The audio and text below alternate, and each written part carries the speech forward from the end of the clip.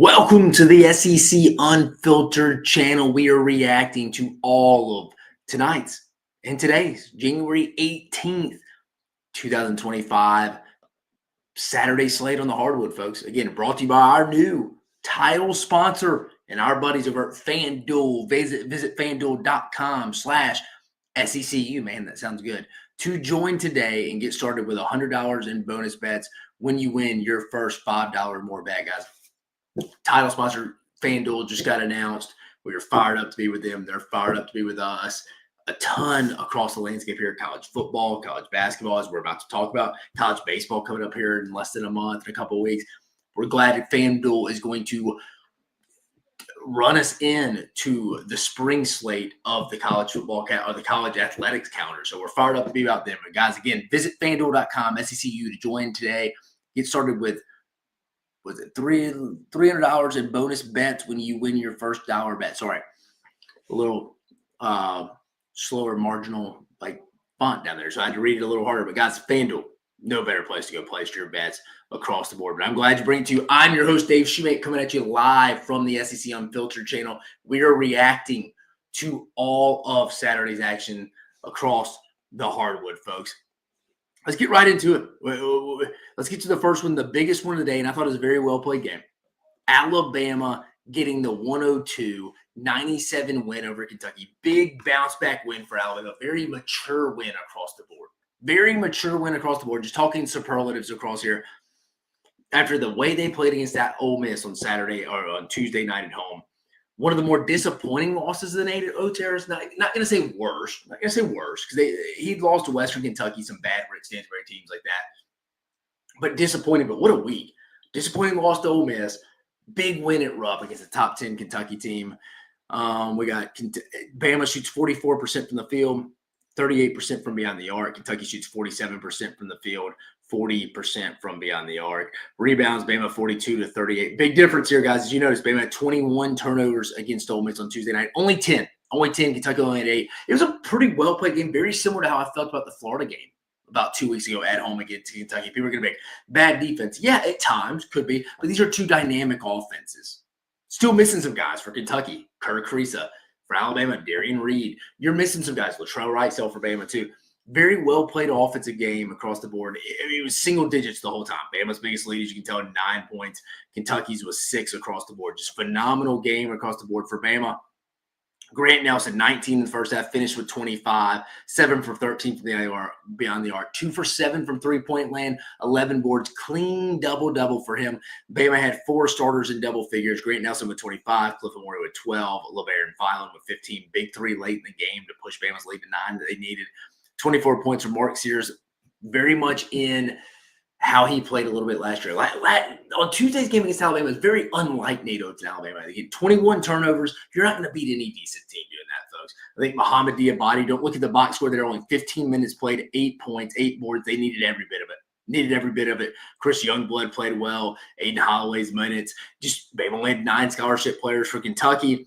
You liked what Otega Oweh did for you, Oklahoma transfer. He made some big shots for the Cats down the stretch. I thought Lamont Butler was fine. Jackson Robinson got into some foul trouble at times across the board there. I mean, I thought Ainsley Alamonar was fine at times. I thought he did a good job. 10 points, 3 boards. Brandon Garrison, 11 points, 6 boards across the board. Kobe Brea, 10 points, 4 for 7 from beyond the arc, 2 for 3 from three-point range. This was an overall just really good basketball game, folks. There's not much more you can say about this. For Alabama, you were fired up. You went and split. You are fired up. There's not much more you can say about it. You are fired up. You split the road trip. Not road trip, sorry. You could be 2-0. You could be tied at first with Auburn right now. But you know what? It is what it is. It is what it is. You'll take this. This week's kind of a wash. But honestly, from a seeding resume standpoint, it's probably the best it could have happened to them, except going 2-0. I mean, you'd probably rather win Kentucky at home than beat Ole Miss at home. I mean, you'd rather beat Kentucky on the road than Ole Miss at home, if we're being honest. I mean, it just is what it is. What's coming up for Bama after a big one? For Bama, their next 3, they host Vanderbilt on Tuesday night, get LSU at home on Saturday. 2 very winnable games for Bama. I say that Vanderbilt just beat Tennessee at home, but this one's in Coleman and then at Mississippi State. I think Bama's still got Bama needs to be 3-0 if they want to go reach their goals. I think I was talking to a buddy today. They need to win the Mississippi State game if they want to stay in SEC championship contention race. Because remember, they still have Auburn twice very late in the year, February 15th, then March 8th to end the season. For the Wildcats of Kentucky and Mark Pope's group, again, nothing really to hang their hat on. Or be disappointed in. I think they're not going to really compete for the league because I think they're going to take some more losses. But at Vanderbilt, at Tennessee, Arkansas at home, would love to be 3-0, 2-1, very realistic, just depending what Tennessee team you get. Wouldn't shock me if they're 3-0, 2-1. Big win for Bama. Missed opportunity for Kentucky. Nothing to be real disappointed, though, in the first year for Mark Pope. He's done a phenomenal job so far. First year in Lexington. It is what it is. You dropped one at Rupp against a top 5 team in Alabama that played down to their competition. It's nothing taken away from Chris Beard, no less. They had a phenomenal game plan, taking away those middle passes on Tuesday against Alabama. Give them all the credit in the world. But again, I thought Bama bounced back. They would have beat a lot of teams tonight. So give Bama credit from that perspective. But Bama getting the overall 102-97 win against the Kentucky Wildcats. Reacting to our next game. Let's pull it up. Let's go to where do you want to go next? You want to go Vanderbilt, Tennessee? Let's go Vanderbilt, Tennessee, folks. The Vanderbilt Commodores getting a 76-75 win over Tennessee in Memorial Gymnasium. Vanderbilt for the night, shooting 46% from the field, 38% from beyond the arc, 48% for the Vols from the field, 47% from three-point range for the Volunteers, 29-25 rebound advantage for Tennessee, which is for Vanderbilt, which is wild. That may be a little bit because Vanderbilt got out-rebounded by Jackson State, who's not a very good team. That was a weakness of this team. Very disappointed if I'm Rick Barnes and them. That's something you'd like to keep an eye on there. Turnovers 11-11, didn't really not too costly for either team. Tennessee, Vanderbilt got on a run late. 16 points from that perspective. Fouls, 16-16. Free throw attempts, 19-20. No, the big surprising point is Vanderbilt out-rebounding Tennessee. I'll be honest with you. That was pretty shocking to me. Tennessee outshot 47% from beyond the arc. But it's good. I thought Tennessee played well offensively. Just did not live up to that Rick Barnes building on the defensive end. It's really the difference right there from that perspective. For Tennessee, you had big nights. Again, offensively, Felix Okaparo, 16 points. Igor Milic, who I think is the X factor offensively, 16 points. Zakai Ziegler, 16 points. Chaz Linear, 17 points. It wasn't a bad offensive night across the board. Again, 48% from the field, 47% from beyond the arc. Only 9 turnovers for Vanderbilt. Tyler Nickel, 13. Jason Edwards, 18. Big game for him, by the way. 14 from Jalen Carey off the bench. It was just Vanderbilt's night at home in a surprising out-rebounding Tennessee. And we had 2 pretty big statistics this week that kind of surprised me. Bama getting dominated on the boards against Ole Miss on Tuesday in this game right here. Vanderbilt getting out-rebounding Tennessee. Specifically, let's go back to it here from this perspective. Right there. Sorry, 29-25. I know it was only by 4, but still a little bit surprising, if I'm being honest with you, folks. It's a little surprising, a little disappointing if you're Rick Barnes and them. Where do you go from here? It just shows you how tough this league is. You get Vanderbilt on the road that you could lose to anyone, but also shows you Tennessee's floor offensively. It's very low. Just Tennessee, I don't know, for them to put everything together, it doesn't feel like you're forcing a square peg into a round hole sometimes. It's going to take the perfect night. I don't know. I feel better about teams like Kentucky and Florida and Alabama at times, certainly Auburn, than I do Tennessee at times from an overall ceiling to an NCAA tournament appearance. But give Art Byington and them credit. They're 15-3, 3-2 winning record in his first year at Vanderbilt from coming over to JMU. Up for Coach of the Year so far, in my opinion. Been loving what he's done. Tip of the cap. Phenomenal start. Mark Byington and the boys see their next 3 games. At Alabama, it'll be tough. Kentucky at home and at Oklahoma. They could go 1-2. You got to get that Oklahoma game. You're sitting there at what? 4-4? Approaching the midway spot. Not terrible. I think you got to get 1 here of them coming up. For Tennessee, it's a big week coming up. You get Mississippi State at home, and then you go at Auburn. You at least need to go 1-1. Then the final third one's Kentucky at home. You'd love to go 2-1. I wish you have to go 3-0 to compete for league play with you already having 2 losses, which is why Alabama getting a big win today was big. It kind of made Kentucky kind of like make that where you shouldn't be that disappointed in that performance, but it's a very sour type taste. I'm sure that was the taste in the Volunteers' mouth, the bus trip back from Nashville to Knoxville. Disappointing loss today. Disappointing loss from, again, not really seeding, maybe, but from a league standpoint, league standing, playing for the regular season title, big loss for Rick Barnes and his team. Big loss. I don't think this will hurt you in the finish of the top 4 seeding. Maybe. And again, I keep saying this, and I'm like, well, maybe, Dave, if I'm being honest. And I'm always going to be honest with our listeners here. I don't know. I have a lot to discover about Tennessee. And sometimes I just feel like it's fitting a square peg into a round hole. But give Mark Byington credit.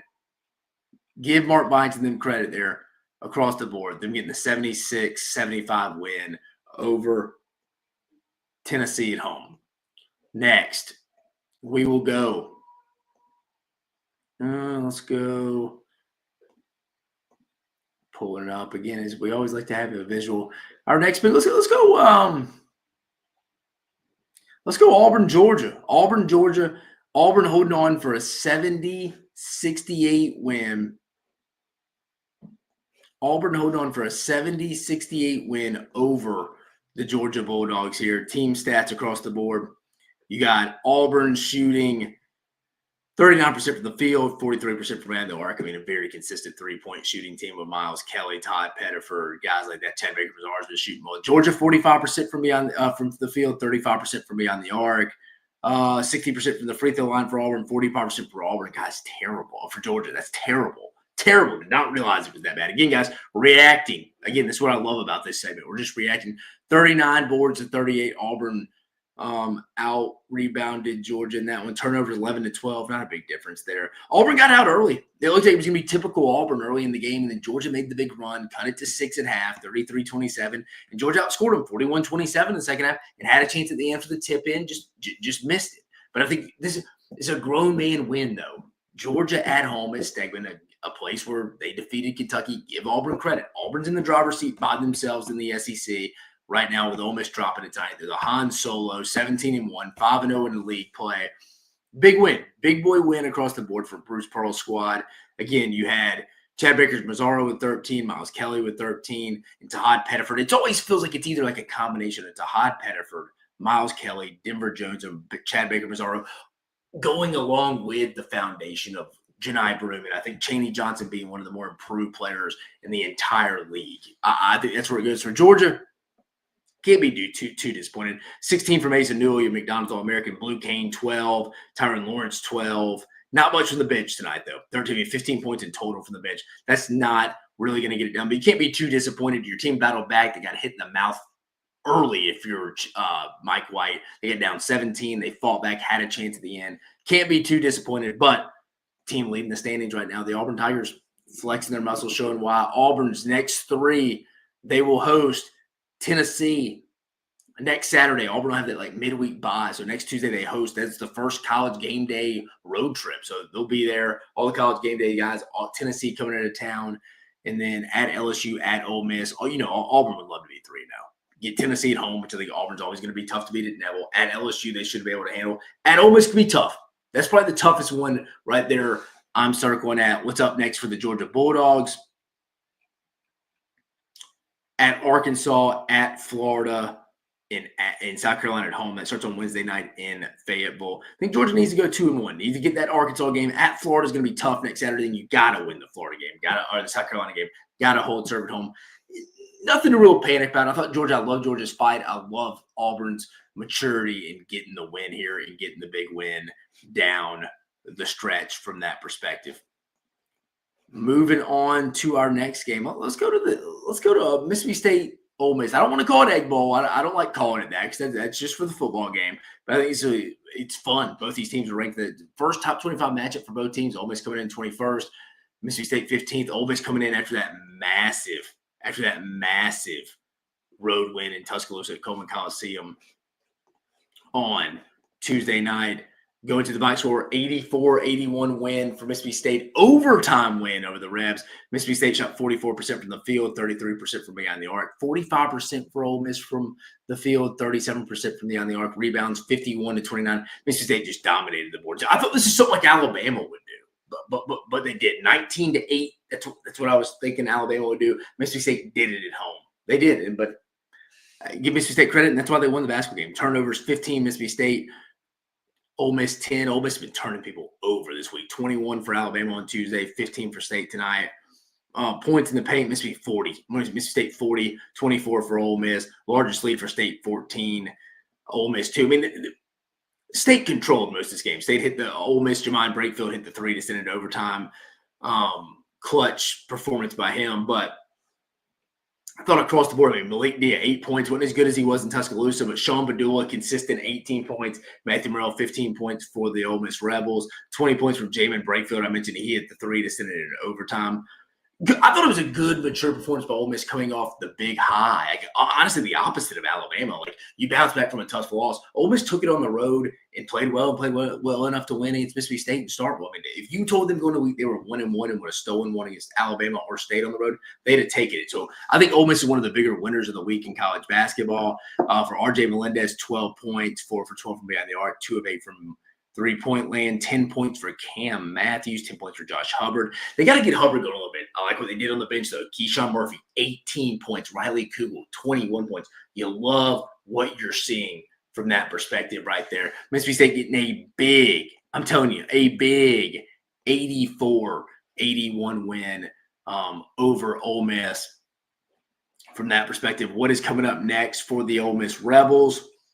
I know I usually start off with the winner, but I clicked them first. A&M at home, at Missouri, Texas at home. You need to go 2-1. You get 2 out of 3 at home. You need to go get one. At Missouri is doable, but you're probably going to need to get it done against Texas A&M, a Wade Taylor Texas A&M team, and definitely Texas at home if you're Ole Miss. For Mississippi State,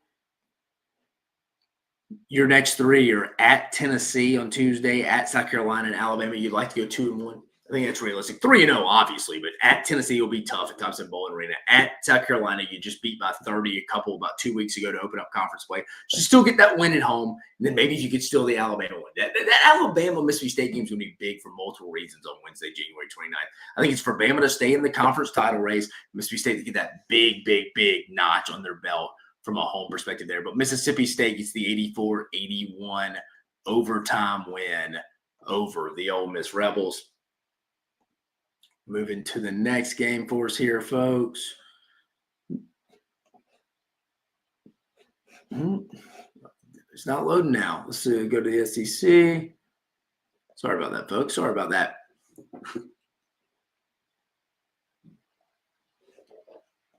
Florida gets the 84-60 home win against the Texas Longhorns, folks. Big win for Ty Golden, then bounce back from a tough loss against Missouri. Both teams had tough losses on midweek, bounce back, Alabama and Florida, 84-60. Team stats across the board here, Florida 49% from the field, 40% from beyond the arc. Texas 36.4% from the field, 25% from beyond the arc. Florida not great from the free throw line, but only shot 15. Rebounds, 41-33 edge for the Gators, 14 turnovers for Texas and Rodney Terry, only 8 for Florida at home. Biggest lead, 24. I mean, Florida controlled most of this. Florida's a bad spot for Texas and them to try to go get a win on the road, especially with Florida losing to Missouri the day before, the week of. 10 points for Arthur Kaluma. Trey Johnson was 16. That's normal. I mean, Tremont Mark, 12. Then outside of that, you had the Zarek Onumia kid step up for 12 points, which is, again, it's either Trey Johnson or Arthur Kaluma. Jordan Pope had a big game against Oklahoma, but only matched it with 2. That can't happen. There's just not enough offensive weapons. Again, 60 points, 36.4% shooting, 25% beyond the arc. It's just not going to get it done, folks. For Florida, Elijah Martin, 22 points, 19 for Walter Clayton. You always know 2 out of 3 of those guards between Martin, Clayton, and Richard are going to step up. 9 for Will Richard. Bench wasn't great, but it was good enough. Good bounce back spot for Todd Golden and the boys there. I like what they're doing. I think that was a little bit of an exception to the rule of them losing to Missouri the other night. Next 3 are at South Carolina, Georgia at home, at Tennessee. 2-1, I think, is realistic. Get at South Carolina, get Georgia at home. You could afford to drop Tennessee. You'd love to go 3-0, but I don't think it's wild to say. For Texas, you got to start collecting some more wins at some point here. What are you now? Well, 1-4 in league play. It's just not going to get it done in your next 3. Missouri at home, that's a must-win. Must-win. I think Texas A&M's a must-win. You can afford to drop Ole Miss. You could go 2-1 in your next 3 against Missouri at home, Texas A&M at home, at Ole Miss. Anything other than that, there's no way you could accept that. You got to go 2-1 if you're Rodney Terry there. But Rodney Terry's fighting for his job now, folks. It's a legit conversation if he wants to continue. If he wants to continue, Rodney Terry has to win those, go 2-1 those next 3. Let's call a spade there.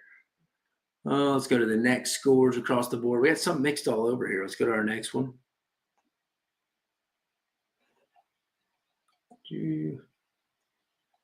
We'll go to that one last. Yeah, and we got these last 3 here. Let's go to Oklahoma getting their first conference win, 82-62 over South Carolina here, folks.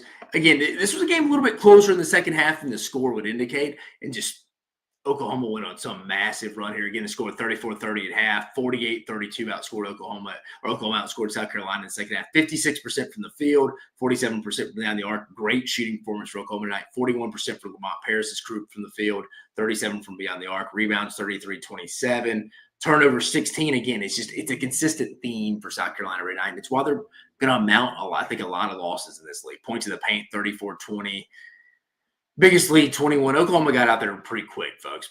Got out there pretty quick. Only 11 for Colorado Bulls tonight. Maurice Ugasek, 15. 10 for Jacoby Wright. Nick Pringle, only 5, 4 boards. You can't have that. Can't have that from across the board. 22 for Jalen Moore. Tonight, Jeremiah Fears was 16. Oklahoma for Kobe Elvis with 12. So you had Elvis, Jalen Moore, and Fears having big nights. That's usually a recipe for success for the Sooners. Oklahoma 14-4 now, 1-4 in league play. Good to get their first win in conference play after dropping some close games to Texas and Oklahoma early in league play. We thought that Oklahoma, again, I think 2 things to be true at once here. Oklahoma has definitely improved, but I think the league's so good, they're going to start amounting some league losses here. I think South Carolina is going to finish somewhat in the bottom 2 of the league, folks. I hate to say it's coming up, but coming up next for the Sooners, the next 3. Next 3 for the Sooners at Arkansas, at Texas A&M, Vanderbilt at home. Need to go 2-1. I think you need to get that Arkansas game some way, somehow, and get Vanderbilt at home. A&M is going to be tough, but I think 2-1 is the goal if you want to keep building on this tournament resume from this perspective. Coming up next for the Gamecocks. Next 3 for the Gamecocks, Lamont Paris's group. It's going to be a long, tough sledding across the board, but Florida at home, Mississippi State at home, at Georgia. Just trying to get one right now and just build on it. That's all you do if you're a South Carolina fan right now across the board from that perspective. Yeah, 2 more. Let's go. Missouri moves to 4-1 league play. The 83-65 win over the Arkansas Razorbacks. Let me pull up the screen for you. Like I said, 83-65, 46% from the field for the Tigers, 47.8% for the Tigers as well from beyond the arc, 44% for Arkansas and Cal from the field, 21% beyond the arc. Just not a great shooting team. Rebounding 39-38, pretty even. Turnovers 13-9, a little high for Arkansas. I'm sure Cal will tell you that. Largest lead 20 at 1 point. Points in the paint, 42-32 by 10 there. Points off turnovers 13-4. It's just Arkansas is just not shooting the rock right now. It's a Adu Thero with 12. Then after that, no one really contributed. Big Z with 14 on the bench. One of the worst performances of the night. And if I was an Arkansas fan, it would make me really concerned they quit at 11-7, 0-5. One of the biggest disappointments in the sport right now, I would say. One of the biggest regrets, I would say, in this entire one of the biggest disappointments of the sport right now. I think that is very, very, very fair to say for this Arkansas team across the board. For Missouri, you had 4 starters in double figures? You had Trent Pierce, Mark Mitchell doing his double-digit deal he does every night, Tamar Bates, and Tony Perkins. I think Mark Mitchell, one of the more underrated players in the league if I'm a Missouri fan. I want him to be talked about a little more. I hope he does. 17 points, 6 for 15 from the field, 1 or 2 from beyond the arc. And they played a lot because they were up. And then Caleb Grill, 17 off the bench. Good bench player across the board from that perspective. Yeah, just Arkansas, man. Just not a good basketball team right now. Just not a good basketball team from start to finish. But before we move on to our final review, you know he's good from the first whistle to the final drive. FanDuel takes the NFL playoffs to the next level, folks. Remember, they're our proud title sponsor because right now new customers can bet $5 and get $300 in bonus bets if you win. That's $300 in bonus bets if you win your first $5 bet. The FanDuel app gives you everything you need for live bets, same game parlays, and so much more. Plus, When you win, you'll get paid instantly. Just visit FanDuel.com/SECU to join today and get started with $300 in bonus bets. That's FanDuel.com/SECU. Make this playoff season unforgettable with FanDuel, an official sportsbook partner of the NFL.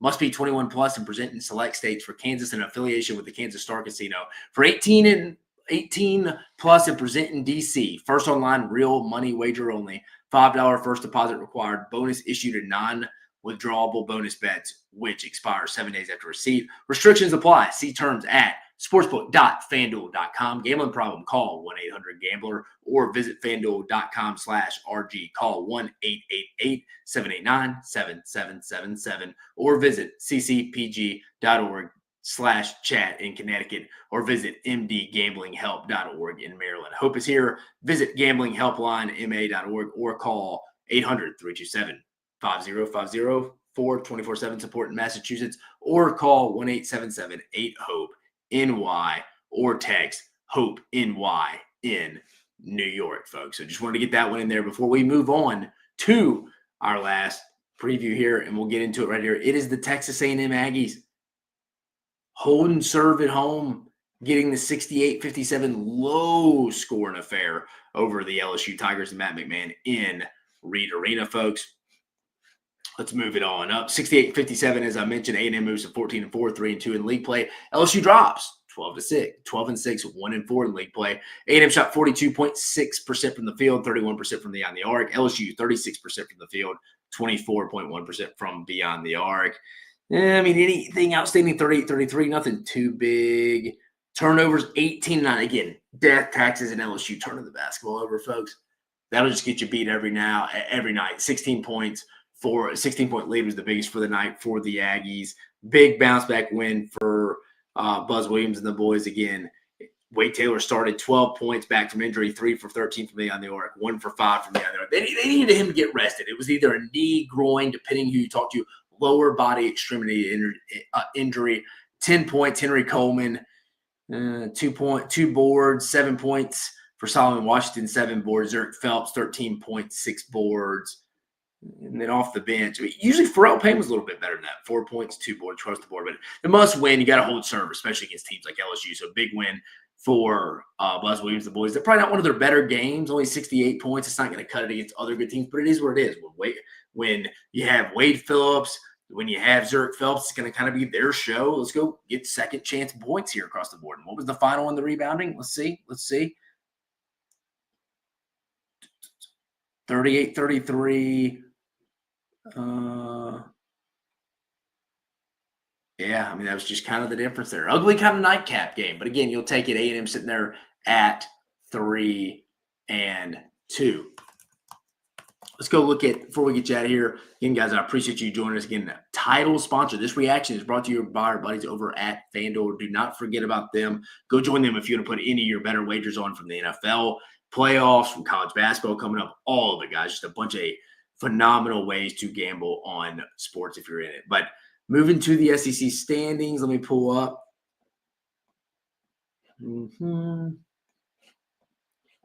Before heading into midweek play. So Auburn will be on a bye. They're sitting at 5-0 by themselves. Bama, Ole Miss, Missouri, all tied at 4-1. Florida, Tennessee, Mississippi State, Vandy, Kentucky, Texas A&M, all tied at 3-2. Georgia at 2-3 by themselves. Then Oklahoma, LSU, and Texas at 1-4. And Arkansas, South Carolina, both sitting at 0-4. Arkansas, one of the more disappointing teams in the sport right now. But interesting top 4-team race. Auburn, Alabama, you feel pretty good about. Ole Miss, Missouri, still a little unsure. Florida, Tennessee, you feel. Mississippi State, Kentucky. I mean, A&M, since Wade Taylor's back officially, should be a fun kind of, we're not to the back half at all. I mean, we're only, 5 games in. So, I mean, just got a lot to go across the board. Sharing this week's action. Let's go show you this. This week's schedule's coming up. Oh.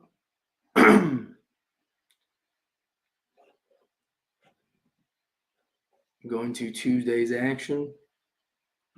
So Tuesday's action, we got Mississippi State at Tennessee, Vanderbilt at Alabama, Missouri at Texas, Florida at South Carolina, on Wednesday. Oh, sorry, Florida at South Carolina is on Wednesday. Texas A&M, Ole Miss on Wednesday. Georgia at Arkansas on Wednesday. Mississippi State, South Carolina. Well, that'll be on Saturday. So redoing this on. Sometimes I hate how the SEC website reads. Maybe it's just a me thing. But on Tuesday, Mississippi State at Tennessee, Vanderbilt at Alabama, Missouri at Texas. On Wednesday, Florida at South Carolina, Texas A&M at Ole Miss. It's a very intriguing game on Wednesday. Georgia at Arkansas. Then we get into Saturday's action. But that is the week to be had coming up across the board. Guys, I appreciate you guys listening. Some fans chiming in there. Brock, Roll Tide Roll. Mississippi State beat Ole Miss. Brock, Roll Tide Roll. Grant Nelson dropped 25 on Kentucky. Big night for Grant. You're right. SEC Unfiltered, you're telling us be sure to like, subscribe, hit that bell icon to get the notifications. Guys, the road to 20,000. We're supposed to be there on January 20th. Can we get there? I was at our gender reveal party today, guys, and this afternoon. I was showing people, hey, like, subscribe, hit the SEC Unfiltered channel. We're a title sponsor for FanDuel now. We are getting recognition, guys. Everyone go out there and follow the best SEC sports entity around in football, basketball, and baseball. Go like, subscribe, hit that notification bell. CM forward is Trump 2024 us. Let's preface this that was mostly us throwing the rock away, to be very fair. And then Faith, I'm just going to say Arkansas is terrible. They played all that money for Happy Meals, not Burger Boys. Yeah, there's talent across that board. Just putting too much on Boogie Flan and a new Theory right now. But, folks, I appreciate you joining me at, what do we got here, 10. It's about to be 11 p.m. Eastern, a little earlier than last Saturday. But I appreciate you joining us, as you always do, on every reaction after every night of SEC basketball play, guys. Before your host, Dave Shumate, this reaction was brought to you by our buddies over at FanDuel, guys. Again, visit FanDuel.com, SECU, to join today and get started with $300 in bonus bets when you win your first $5 or more bet, folks. But I appreciate you joining us, guys. Big night for the SEC. Bama bounces back. Florida bounces back. Big win for Mark Byington and the boys. Big upset of the night. Ole Miss, big winner of the week, I think. I know they went 1-1, but got a big win against Tuscaloosa. Fought tooth and nail down to the wire and start. Will potentially going 2-0 in those road trips to Alabama, Mississippi State. But, guys, this league's the best. It is what it is. I will see y'all all next Tuesday. I hope you have a phenomenal rest of your weekend.